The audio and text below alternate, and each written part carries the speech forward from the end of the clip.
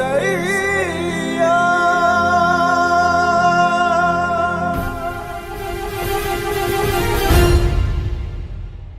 వారి పరిశుద్ధ గ్రంథంలో ద్వితీయోపదేశ కాండం 10వ అధ్యాయం 21, 22. ఆయనే నీకు కీర్తనీయుడు, నీవు కన్నులారా చూచుచుండగా భీకరమైన ఆ గొప్ప కార్యములను నీ కొరకు చేసిన నీ దేవుడు ఆయనే. ఆమేన్. హల్లెలూయా. 22వ వాక్యంలో నీ పితరులు 70 మంది అయి ఐగుప్తునకు వెళ్ళిరి. ఇప్పుడు నీ దేవుడైన యెహోవా ఆకాశ నక్షత్రముల వలె నిన్ను విస్తరింప చేసి ఉన్నాడు. ఆమేన్. హల్లెలూయా. నీ కీర్తనీయుడు ఆయనే. నీ కళ్ళ ఎదుట భీకరమైనటువంటి కార్యాలు చేసినవాడు. నీ పితరులు 70 మంది ఐగుప్తుకు వెళ్ళారు. ఇప్పుడు వాళ్ళ జీవితంలో దేవుడు చేసిన కార్యాలని బట్టి వారు ఆకాశ నక్షత్రాల వలె విస్తరించబడ్డారు. బాగా గమనించండి. గనుక మనకు దేవుడు ఎవరు, ఎవరిని మనం ఆరాధించాలి, ఏ విధంగా ఆరాధించాలి, ఏ విధంగా ఆయనకి కీర్తనలతో స్తుతిగానాలతో దేవుణ్ణి మనం మహింపరచాలి. ఇశ్రాయేలుతో చెప్తున్నటువంటి మాట, మీరు చాలా చిన్న జనం, ఒక 70 మంది మీరు ఐగుప్తుకు వెళ్ళేటప్పుడు, కానీ ఇప్పుడు ఆకాశ నక్షత్రాల వలె ప్రజలు విస్తరించబడ్డారు. గనుక ఈ కార్యం ఎవరు చేశారు అని చెప్పనంటే నీ కీర్తనీయుడైన నీ దేవుడే. ఈరోజు మనల్ని దేవుడు ఏ స్థితిలో పెట్టాడు, ఆశ్చర్యమైనటువంటి కార్యాలు చేశాడు. మనం ఊహించినటువంటి కార్యాలు చేస్తున్నాడు. భీకరమైనటువంటి కార్యాలట. మన కన్నుల ఎదుట మనకు సంబంధించినటువంటివి కొన్ని లేవు, కొన్ని కార్యాలు జరగలేదు, కొంతమంది లేరు, మనకు ఎవరో లేరు. ఒక చిన్న జనం, ఒక చిన్న మంద, కానీ ఆయన మన పట్ల ఆశ్చర్యమైనటువంటి కార్యాలు జరిగించాడట. ఆ చిన్న మందని, ఆ 70 మందిని ఆకాశ నక్షత్రాల వలె విస్తరింపచేశాడట. గనుక ఇప్పుడు నీవు వేరొక ఆలోచనలతోనే ఉండకూడదు, వేరొక నడిపింపులోనికి వెళ్ళకూడదు. నీకు ఆయన కీర్తనీయుడు, నిన్ను విస్తరింపచేసినవాడు.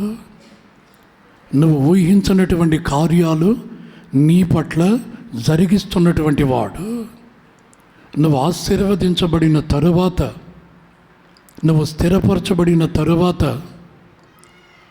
నీవు మరింతగా వర్ధిల్లేటట్లుగా నీ దేవునికి మాత్రమే నీవు సాగిలపడాలి.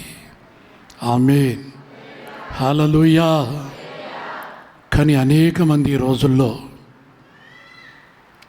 స్థిరపరచబడిన తరువాత వాళ్ళ కన్నుల ఎదుట శూన్యం, వాళ్ళ జీవితంలో ఏమీ లేదు.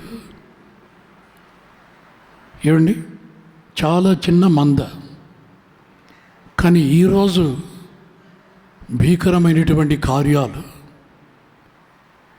మన జీవితాల్లో దేవుడు చేశాడు.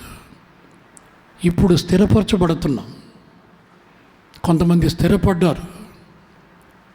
స్థిరపడిన తరువాత పరిస్థితులు తారుమారవుతూ ఉన్నాయి. అసలు ఎవరివి అనే పరిస్థితిలోనికి వస్తున్నారు. గనుక ఇవి కడవరి రోజులు గనుక విశ్వాసులు చాలా జాగ్రత్తగా ఉండవలసినటువంటి పరిస్థితి ఉంది. ఆమేన్. హల్లెలూయా. చిన్న జీవితం ఇది.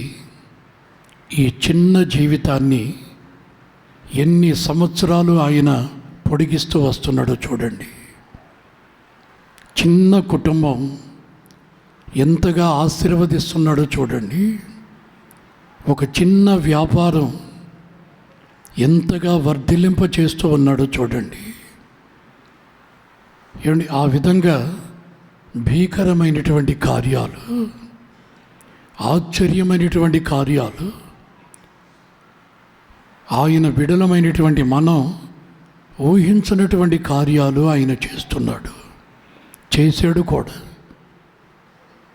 గనుక మనం ఎంత ఎదుగుతున్నామో, ఆత్మీయంగా మనం ఎంత ఎదుగుతున్నామో అంతగా ఆయన పాదాల యొద్ద ఒదిగి ఉండాలట. ఆయన నిన్ను ఎదిగిస్తున్నాడు, వర్ధిల్లింప చేస్తున్నాడు, విస్తరింప చేస్తున్నాడు. నలుదిశలా నీ పేరు ప్రఖ్యాతలు సాగిపోతూ ఉన్నాయి. ఇప్పుడు ఏం పర్వాలేదు, అన్నీ బాగానే ఉన్నాయి. కానీ స్థిరపరచబడిన తరువాత, కాస్త బలపరచబడిన తరువాత, దేవుడు వర్ధిల్లింప చేసిన తరువాత నీ మనస్సులో మార్పు వస్తుందేమో, నీ ఆరాధనలో మార్పు వస్తుందేమో. కనుక నువ్వు చాలా జాగ్రత్తగా ఉండాలి. చూడండి, నీ పితరులు 70 మంది, ఇప్పుడు లక్షల మంది. ఆమేన్, హల్లెలూయా. నీ జీవితము చాలా చిన్న జీవితం. ఇప్పటికి ఎన్ని సంవత్సరాలు ఆయన దాన్ని పొడిగిస్తూ వస్తున్నాడు. నీ ఇల్లు, నీ పిల్లలు, నీ వ్యాపారం, ప్రతిదీ నువ్వు ధ్యానించాలి. నువ్వు ఇంటికి వెళ్ళిన తర్వాత నీ పడక మీద ఉన్నప్పుడు అసలు ఏమిటి నా పరిస్థితి అని చెప్పని నిన్ను నీవు ధ్యానించినప్పుడు, నువ్వు ఆత్మీయంగా ఎదుగుతున్నప్పుడు, ఆ ఎదుగుదలను బట్టి నీవు పొరపాటును కూడా ఇంకొక వైపు చూడవు, ఇంకొకరిని కించపరచవు, ఇంకొకరిని దాటి వెళ్ళాలని చెప్పని అనుకోవు. ఆ మొదటి ప్రేమ నిలబడే ఉంటుంది. కనుక ఇశ్రాయేలీయుల జీవితాల్లో దేవుడు వాళ్ళని ఎంత విస్తరింప చేస్తూ ఉన్నా అరణ్యములలో ఎండుటాకులు రాలిపోయినట్లుగా రాలిపోతున్నారు.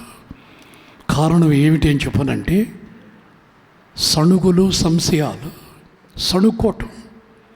వాళ్ళ మీద, వీళ్ళను గురించి, వాళ్ళను గురించి సణుకోవటం. అరే, నా దేవుడు నా కుటుంబాన్ని కాపాడుతున్నాడు, నా జీవితాన్ని ఆశీర్వదించాడు, నా పిల్లలకి ఆరోగ్యం ఇచ్చాడు. ఏమండి, కనీసం ఊరు పేరు లేనిటువంటి వ్యక్తిని నేను. అలాంటి నన్ను ఈరోజు నా దేవుడు విస్తరింప చేస్తున్నాడు, నా దేవుడు వర్ధిల్లింప చేస్తున్నాడు. నువ్వు ఎదిగే కొలది లోకములో ఉన్నవి నీకు చాలా చిన్నవిగా కనబడాలి. గనుక గమనించండి, మరొక వాక్యాన్ని మనం చదువుకుందాం. నిర్గమాకాండం 20వ అధ్యాయం 6వ వాక్యం. విస్తరించబడుతున్నావు, వర్ధిల్లుతున్నావు. ఇప్పుడు నువ్వు పర్వాలేదు, కానీ జాగ్రత్త. ఇప్పుడే పరిస్థితులు కొంచెం తారుమారు అవుతాయి. నీ పక్కనోళ్ళని చూస్తే నీకు కొంచెం అదో రకమైనటువంటి భావన కలుగుతుంది. ఇప్పుడే కొంచెం జాగ్రత్తగా ఉండాలి. చదవండి. నన్ను ప్రేమించి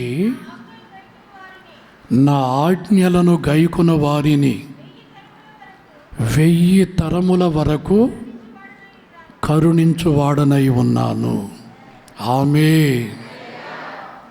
నీది చిన్న జీవితం. ఇశ్రాయేలు విశ్వాసి సేవకుడా, చాలా చిన్న జీవితం. ఎక్కడి నుంచో వచ్చావు, దేవుణ్ణి నమ్ముకున్నావు, ఆశీర్వదించబడుతున్నావు, వర్ధిల్లింప చేస్తున్నాడు, విస్తరిస్తున్నావు. కానీ ఇప్పుడు నువ్వు చాలా జాగ్రత్తగా ఉండాలి. ఇంతవరకు నువ్వు ఆశీర్వదిస్తూ వచ్చావు, ఆశీర్వదించబడుతూ వచ్చావు, వర్ధిల్లుతూ వచ్చావు. ఒకరికి పెట్టగలిగేటట్లుగా పైచేయిగా దేవుడు నిన్ను పెట్టాడు. కానీ ఇప్పుడు నిన్ను జాగ్రత్త అని చెప్పని అంటున్నాడు. ఏమిటి పరిస్థితి అని చెప్పానంటే, ఇప్పుడు కళ్ళు కొంచెం మెరకలెక్కుతాయి, కళ్ళు కొంచెం నెత్తి మీదకి వస్తాయి. కనుక విశ్వాసులు జాగ్రత్తగా ఉండాలి.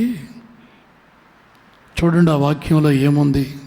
నన్ను ప్రేమించి నా ఆజ్ఞలను గైకొన్న వారిని 1000 తరముల వరకు కరుణించువాడనై ఉన్నాను. తరతరములు నీ ఆశీర్వాదం అలా నిలబడాలి. నీ తర్వాత నీ తర్వాత నీ తర్వాత నీతోనే అంతమైపోకూడదు. నీ తర్వాత తరానికి నీ ఆశీర్వాదం, నీ ఆత్మీయ జీవిత సాక్ష్యం అలా నిలబడాలి. కనుక స్థిరపరచబడిన తరువాత కదిలించబడే ప్రమాదం ఉంది.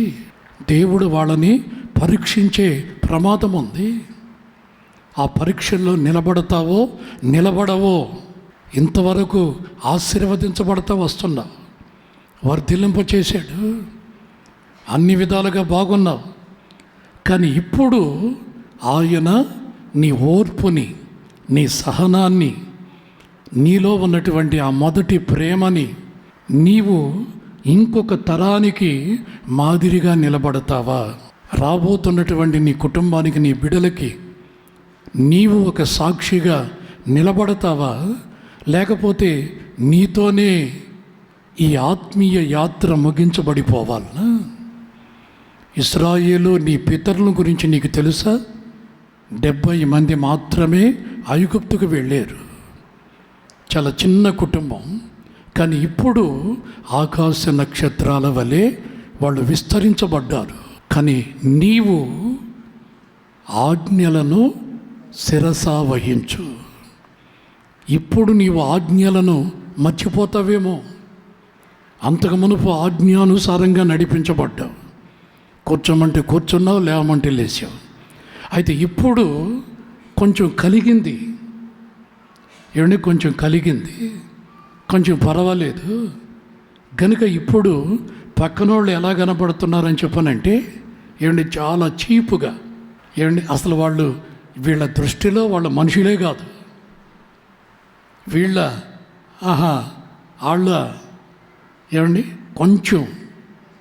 కొంచెం మాట తీరు మారిపోతుంది. ఆ యొక్క చూపులు, ఆ పద్ధతులు మారిపోతున్నాయి. కనుక నీ ద్వారా తరతరములు, నీ బిడ్డల బిడ్డల బిడ్డల బిడ్డలు, నీ వంశావళి అది మహావృక్షమై దేవుని కరుణ ద్వారా నడిపించబడుతూ రావాలి. ఆమేన్. గనుక ఆ విధంగా నీ జీవితము కన్ను మూసినంత వరకు నీవు కరుణించబడాలి, నీవు కృపచేత నింపబడాలి. ఆ విధంగా ఆయన కరుణ నీకు ప్రతిరోజు అది ఏరులై పారాలి. ఆ విధంగా నీవు దినదినము దేవుని కరుణ కృప పొందుకుంటూ నడిపించబడాలి అని చెప్పనంటే నీవు చాలా ఒదిగి ఉండాలి, చిన్న మందగానే ఉండాలి. నువ్వు ఎంత విస్తరించబడ్డా, ఎంత ఆశీర్వదించబడ్డా, నీవు ఆయన పాదాలు మట్టుకే నీ జీవితాన్ని పరిమితం చేసుకోవాలి. నీలో ఆత్మీయత రోజు రోజుకి పెరగాలి. గర్వం కాదు, అహంకారం కాదు. నేను చాలామందిని చూస్తున్నా. నేను ఈరోజు యూట్యూబ్లో ఛానల్లో మాట్లాడుతున్నాను అని చెప్పనంటే ప్రపంచమంతా తెలిసేటట్లుగా ఈ మారుమూల ప్రాంతంలో నుంచి దేవుని వాక్యం వెళుతుందని చెప్పనంటే దానికి దేవుని కృప కావాలి. ఎందుకో తెలుసా? ఆయన కొంతమందిని హెచ్చరిస్తాడు. ఆయన రాజాదిరాజు, కొంతమందిని హెచ్చరిస్తాడు, జాగ్రత్త. ఆ రోజుల్లో నీవు ఆజ్ఞలను బాగానే పాటిస్తూ వస్తున్నావు, కానీ ఈరోజు నీవు ఆశీర్వదించబడ్డావు, విస్తరించబడ్డావు. మనుషులలో ఒక మనిషిగా నిలబడ్డావు. కానీ ఈ రోజుల్లో దాగి ఉన్నటువంటి ఆ అహంకారం, దాగి ఉన్నటువంటి ఆ పాపపు ఇచ్చలు, దాగి ఉన్నటువంటి ఆ వ్యతిరేక స్వభావాలు ఇప్పుడు బయటపడటం ఏమిటి? ఏమండి, ఇప్పుడు బయటకు రావటం ఏమిటి? చదవండి వాక్యాన్ని. మార్కు సువార్త 12వ అధ్యాయం 28వ వాక్యం నుండి 31వ వాక్యం వరకు చదువు. శాస్త్రులలో ఒకడు వచ్చి వారు తర్కించుట విని ఆయన వారికి బాగుగా ఉత్తరం ఇచ్చినని గ్రహించి ఆజ్ఞల అన్నిటిలో ప్రధానమైనది ఏదని ఆయనను అడిగాను. అందుకు యేసు, ప్రధానమైనది ఏదనగా, ఓ ఇశ్రాయేలు వినుము, మన దేవుడైన ప్రభువు అద్వితీయ ప్రభు. నీవు నీ పూర్ణ హృదయముతోనూ, నీ పూర్ణ ఆత్మతోనూ, నీ పూర్ణ వివేకముతోనూ, నీ పూర్ణ బలముతోనూ నీ దేవుడైన ప్రభువును ప్రేమింపవలెను అనునదియే. ఆమేన్, హల్లెలూయా. 10 ఆజ్ఞలలో ప్రధానమైనటువంటి ఆజ్ఞ ఏది? ఎందుకు ఈ మాటని ప్రభు జ్ఞాపకం చేస్తున్నాడు అని చెప్పునంటే, మనల్ని ఆయన వర్ధిలింప చేశాడు. విస్తరించబడుతున్నాం, ఆశీర్వదించబడుతున్నాం. ఈరోజు ఒక లెవెల్కి వచ్చాం, ఒక స్థాయికి మన జీవితాలు, మన కుటుంబాలు రావటం జరుగుతుంది. ఇంకా ఆశీర్వదించబడతాం. నీ ఆయుష్కాలం పొడిగించబడుతుంది. ఈయన చిన్న జీవితాన్ని విస్తరింప చేస్తున్నాడు, నిన్ను ఘనపరుస్తున్నాడు. కానీ ఇప్పుడు ఆయన పరీక్షించటం ప్రారంభిస్తున్నాడు. ఆ చిన్న జీవితంలో ఉన్నప్పుడు, ఆ తగ్గించుకుని ఉన్నప్పుడు ఆశీర్వదించబడుతూ వచ్చావు. ఇప్పుడు నిన్ను పరీక్షిస్తున్నాడు. చూద్దాం. అన్ని విధాలుగా ఒక పొజిషన్కి వచ్చావు కదా, ఇప్పుడు నీలో ఆజ్ఞలను అనుసరించే గుణం ఉందా? వాక్యాన్ని ప్రేమించే ఆ మనసు ఉందా? ఇంకా నువ్వు తగ్గించుకొని ఆ స్వభావం ఉందా అని చెప్పని ఆయన పరీక్షించటం ప్రారంభిస్తున్నాడు. ఏది ప్రధానమైనటువంటి ఆజ్ఞ అని చెప్పనంటే, ఓ ఇశ్రాయేలు కొంచెం విను, తొందరపడవద్దు. ఏమండి, తొందరపడబాక. యెహోవా ఇచ్చెను, యెహోవా తీసుకొనేను. ఆయన ఇస్తాడు, ఒక్కొక్కసారి తీసేసుకుంటాడు. మన నిమిత్త మాత్రులము. మనం చాలా జాగ్రత్తగా విశ్వాసాన్ని కాపాడుకొని దేవుని కొరకు బ్రతకవలసినటువంటి వారిని గనుక తొందరపడకూడదు ఏ విషయంలో కూడా. చూడండి, చదవండి ఆ వాక్యాన్ని. ఓ ఇశ్రాయేలు వినము, మన దేవుడైన ప్రభు అద్వితీయ ప్రభు. నీవు ఏ విధంగా, ఏంటి హృదయంలో ఇంకేదైనా ఉండొచ్చా? ఏంటి హృదయంలో ఇంకేదైనా ఉండొచ్చా? హృదయంలో ఇంకేదైనా గర్వం ఉండొచ్చా? హృదయంలో ఇంకేదైనా అహంకారం ఉండొచ్చా? హృదయంలో యేసు ప్రభు కీర్తనీయుడు, ఆ పరిశుద్ధ నామము తప్ప వేరొకటి ఉండొచ్చా? పాతవి గతించయా? ఏమండి, పాతవి హృదయంలో నుంచి తీసివేయబడ్డాయా? ఆ పాతవి గతిస్తే కదా హృదయము నూతనపరచబడుతుంది. ఆ పాతవి గతించల, వాటిని కొంతమంది కప్పుకుంటున్నారు, కొంతమంది నటిస్తున్నారు. మాలో పాతవి లేవండి అంటే కక్షలు, మద్దతులు, అల్లరితో కూడిన ఆటపాటలు, ఆ కోపం, ఆ ద్వేషం, ఆ పగ, అవన్నీ లేవు. మేము నూతనపరచబడ్డాం, మేము పరిశుద్ధాత్మతో గెంతుతున్నాం. ఏమంటే, దేవుడు మమ్మల్ని విస్తరింప చేస్తున్నాడు. మా దీనత్వాన్ని బట్టి, మేము చేస్తున్న పరిచర్యను బట్టి, మా సేవను బట్టి, మా విశ్వాస జీవితాన్ని బట్టి దేవుడు మమ్మల్ని అభివృద్ధి చేశాడు. చేస్తాడు. కానీ మొదటి వెంటనే ఆయన పరీక్షించే దేవుడు. హల్లెలూయా. ఆజ్ఞలలో ప్రధానమైనటువంటి ఆజ్ఞలు రెండే. ఒకటి, నీ పూర్ణ హృదయముతో.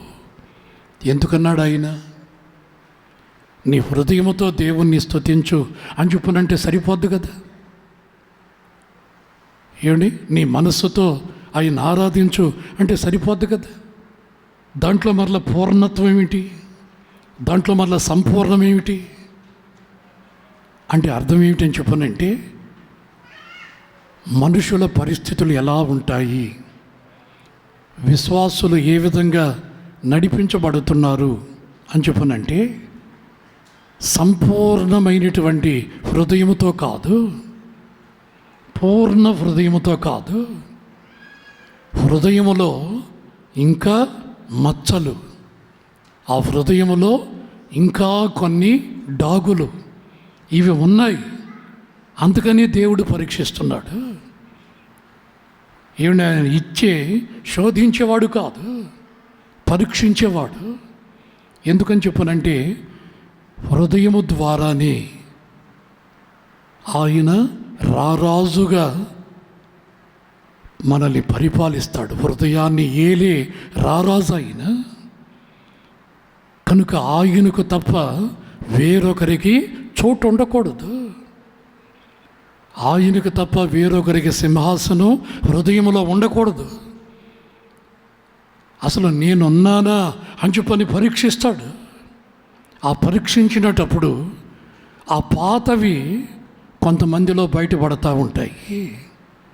ఆ బయటపడేటప్పుడు మనం గమనించాలి, ఓహో ఇంతవరకు వీళ్ళు ఏమండి అదొక ముసుగు, విశ్వాసులు అన్నటువంటి ముసుగు, సేవకులు అన్నటువంటి ముసుగు.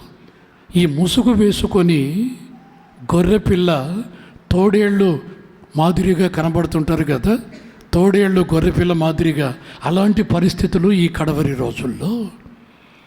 గనుక నీలో ఆ మొదటి ప్రేమ ఉందా? మొదట నువ్వు ఆజ్ఞలను అనుసరిస్తూ ఆజ్ఞానుసారంగా నడిపించబడుతున్న వ్యక్తివి. ఇప్పుడు నడిపించబడుతున్నావా? ఇశ్రాయేలు పరీక్షించేటప్పుడు కొంతమంది తేలిపోతారు. గనుక నాసిక రంధ్రాలలో ఆయన జీవాయువు ఊది జీవాత్మగా ఆదాముని సృష్టించి, నువ్వు ఇక్కడే ఉండు, నాతో పాటే ఉండు, మహిమలోనే ఉండు అని చెప్పనంటే, అలాగే చెప్పని తలూపి వినకూడనటువంటి వేరొక మాటలు విన్నాడు. వినకూడనటువంటి వేరొక మాటలు విని ఆజ్ఞను అతిక్రమించాడు, ఆజ్ఞను మర్చిపోయాడు. అరే, నేను ఒక మట్టిని, నేను ఒక ఊపిరి వంటి వాణ్ణి, నేను ఒక గడ్డి పరకని, దేవుని సృష్టిని నేను, ఆయన కలుగు చేసినటువంటి బొమ్మని ఆయన నడిపిస్తున్నాడు. నేను నిమిత్త మాత్రుణ్ణి అన్నటువంటి ఆలోచన మర్చిపోయాడు. శరీర సంబంధమైనటువంటి వాటి కొరకు ప్రాకులాడాడు. నా భార్య ఇచ్చిందండి, నేను తిన్నాను. ఏమండి, నువ్విచ్చినటువంటి ఈమె సాకులు చెప్తున్నాడు. ప్రియమైనటువంటి వాళ్ళని గమనించండి. అతను మనిషిగా మార్చబడిన తరువాత, దేవుని స్వరూపిగా కనబడిన తరువాత అతన్ని పరీక్షించటం ప్రారంభించాడు. మొదటి ఆదామునే. ఏమండి, బైబిల్లో పెద్ద పెద్ద భక్తుల్ని దేవుడు పరీక్షించాడు. మనం ఏ పాటి వారిమి? చాలా చిన్నవారిమి, చిన్న జీవితం. మనల్ని పరీక్షించడా? పరిశుద్ధమైనటువంటి ఆయన రాజ్యంలో మనం బ్రతకాలి, ఆయనతో ఉండాలి అని చెప్పనంటే, మనలో మచ్చలున్నాయో, డాగులున్నాయో, అపవిత్రత ఉందో, ఇంకా సాతాను సంబంధమైనటువంటి ఆ పగలు, ద్వేషాలు అవి ఇంకా గూడు కట్టుకుని పోయి ఉన్నాయో, వాటిని చంపుతున్నారు, వాటిని పోషిస్తున్నారు, వాటి ప్రకారం నడిపించబడుతున్నారు. అసలు వీళ్ళు విశ్వాసులా? వీళ్ళు గొర్రె పిల్లల లోపల తోడేళ్ళు స్వభావం ఉందా? అసలు వీళ్ళు ఎవరు? దేవుడు మోసపోడండి. అది పరిశుద్ధమైన పట్టణం, పరిశుద్ధులు ఉండే పట్టణం. అది అందరూ ప్రవేశించి దాన్ని కుదరదు. అది ఇరుకైనటువంటి మార్గములో నడిపించబడాలి. ఎన్ని రోజులు సేవ చేసినా, ఎన్ని రోజులు పరిచర్య చేసినా ఒక్క క్షణములో పోగొట్టుకునే ప్రమాదం ఉంటుంది. ఒక్క క్షణములో పోగొట్టుకునే ప్రమాదం. కనుక చాలా జాగ్రత్తగా ఉండాలి. ఇప్పుడు ఆయన ఆజ్ఞల మార్గములో నడిపించబడుతున్నావా? ఇప్పుడు ఆయన్ని ప్రేమిస్తున్నావా? ఆయన అడుగుతున్నాడు, మనం ఏం సమాధానం చెప్పాలి? ఒకవేళ నా ఆజ్ఞల ప్రకారం నువ్వు ఇప్పటికీ నడిపించబడుతూ ఉంటే, కృతజ్ఞత కలిగినటువంటి వ్యక్తివై నువ్వు ఇప్పటికీ నడిపించబడుతూ ఉంటే, ఆయన నీతో అంటున్నాడు, నీకు నేనే కీర్తనీయుడనవుతాను. ఆమేన్, హల్లెలూయా. నిన్ను నేను ఆకాశ నక్షత్రాల వలె విస్తరింపచేస్తాను. నీకు నేను తోడై ఉంటాను. భీకరమైనటువంటి కార్యాలు నీ ఎదుట నేను జరిగిస్తాను. ఇప్పటి వరకు కాదు, ఇప్పటి వరకు నిన్ను ఆశీర్వదించిన ఆశీర్వాదం కాదు, ఇంకా నిన్ను, నీ కుటుంబాన్ని, నీకు సంబంధించిన వారిని 1000 తరముల వరకు కరుణించేవాడని నేను. హల్లెలూయా, హల్లెలూయా. అందరూ మోకరించండి, ప్రార్థన చేసుకుందాం. ప్రేమగల తండ్రి, పరిశుద్ధుడా, నీ స్తోత్రం.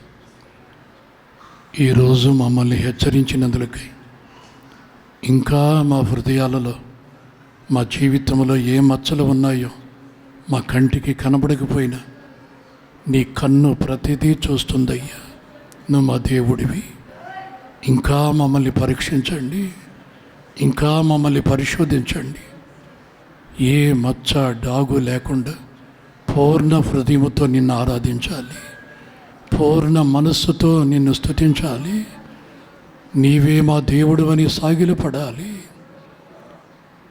మమ్మల్ని విమర్శించుకుంటూ, మా తోటి వారిని విమర్శించక, పరిశుద్ధపరచబడుటకు నీ చేతులకి అప్పగించబడిన వారిమై తరతరాల ఆశీర్వాదాన్ని పొందుటకు తండ్రి మేము యోగ్యులమైనట్లు సహాయం చేయమని, మమ్మల్ని మేమే చూసుకుని ఆ ఆత్మీయ నేత్రాలు మాకు దయచేయమని, నీ కరుణకి దూరం కాకుండా, నీ కృపని పోగొట్టుకోకుండా, మాకు ఇవ్వాలనుకున్నటువంటి ప్రతి ఆశీర్వాదానికి మా జీవితమే ఒక అడ్డుబండగా కాకుండా మార్గాన్ని సరళం చేసి అనేక మంది ఎదుట తలెత్తుకుని బ్రతికేటట్టు చేయి ప్రభువా. ఈరోజు మా జీవితాల్లో ఒక గొప్ప మార్పుని మీరు కలుగు చేసి, జాగ్రత్తగా నిన్ను ప్రేమించే విషయంలో మేము జాగరూకులమై ఉండేటట్లుగా నీ ప్రేమలో నుంచి తొలగిపోకుండా మమ్మల్ని కాపాడండి. బలహీనులం ప్రభు, బలహీనులం ప్రభు, బలహీనులమయ్యా. నీ హస్తాన్ని మాకు దూరం చేయబాక, మమ్మల్ని పట్టుకుని నడిపించు ప్రభు. ఆఖరి శ్వాస వరకు మాతో ఉండు ప్రభు. మమ్మల్ని పరీక్షించి, పరిశోధించి పూర్ణ హృదయముతో నిన్ను స్తుతించేటట్లు చేయి ప్రభు. ఒక్కొక్క కుటుంబాన్ని సాతానుడు తుఫాను లేస్తూ ఉండగా పడిపోయే ప్రమాదంలో ఉందేమో, ఆ కుటుంబంలో నీవు నిలబడి ప్రభు, ఆ కుటుంబాలు కదలనివ్వకుండా నువ్వు అక్కడ అడుగుపెట్టి ప్రభు. ఆ కుటుంబాలలో సాతానుడు పెనుగాలులు వీచకుండా ప్రభు, నీ బలమైనటువంటి అభిషేకముతో వారి మీద ఓదండి ప్రభు. బలపరచండి నాయన, నిలబెట్టుకోండి నీ కొరకు. కడవరి రోజుల్లో ఉన్నాం ప్రభు. నీ రాకడ సమయంలో మా హృదయంలో ఏమేమి ఉన్నాయో సమస్తము ఎరిగిన దేవుడవయ్యా. పరిశుద్ధపరచండి, పరిశుద్ధపరచండి, పరిశుద్ధపరచండి. నీ రక్తముతో కడగండి, నీ వాక్యముతో కడగండి ప్రభు.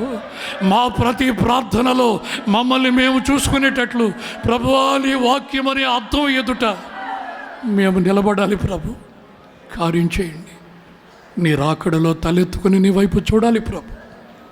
ఆ విధంగా కరుణించి కృప చూపి నడిపించమని నీ చేతులకు అప్పగించుకుంటూ యేసు నామములో ప్రార్థిస్తున్నాను తండ్రి, ఆమేన్. మన తండ్రి అయిన దేవుని ప్రేమయు, కుమారుడైన యేసుక్రీస్తు కృపయు, పరిశుద్ధాత్ముని యొక్క సన్నిధి సహవాసం ఇప్పుడు తరతరముల వరకు మనకును సకల పరిశుద్ధులకును కృపాక్షేమములు తోడయుట నడిపించును గాక. ఆమేన్. ప్రభు పేరిట మీకు అందరికీ వందనాలు. ఆరాధన నీకే యేసయ్యా, ఆరాధన నీకే యేసయ్యా,